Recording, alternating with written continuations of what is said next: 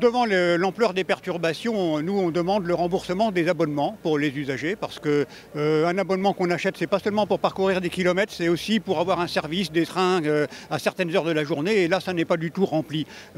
Notamment dans les Hauts-de-France, on a à peine un train sur 10 qui roule, donc ça veut dire que les gens ont un train le matin, un train le soir, mais ça ne correspond pas forcément aux heures dont ils ont besoin d'avoir un train et ça ne convient pas du tout. Actuellement, il n'y a rien de prévu pour les usagers des TER, c'est-à-dire que les abonnements sont payés, sont prélevés automatiquement, même dans certains cas. Les gens n'ont pas la possibilité de l'interrompre et ils doivent se débrouiller par eux-mêmes avec des solutions alternatives qui leur coûtent cher en plus. Le droit de grève existe, c'est pas question de le contester, mais on a le droit à la mobilité aussi. Bon, il y a des gens qui ont besoin d'aller travailler, il y en a qui passent des examens, il y en a qui ont des entretiens d'embauche, etc. Donc on ne peut pas accepter d'être comme ça, prisonnier d'une démarche, même si elle est justifiée sur le fond, en partie en tout cas, c'est pas une raison pour tout bloquer. Si on cherche à défendre le service public, c'est pas en l'empêchant de fonctionner que ça fonctionnera mieux. Nous, on est dans l'état d'esprit de subir, si vous voulez, là-dedans. On ne nous demande pas notre avis, c'est les cheminots qui décident comme ça d'arrêter la circulation des trains. Donc on est complètement coincé là-dedans. On ne peut pas faire autre chose que de supporter la situation.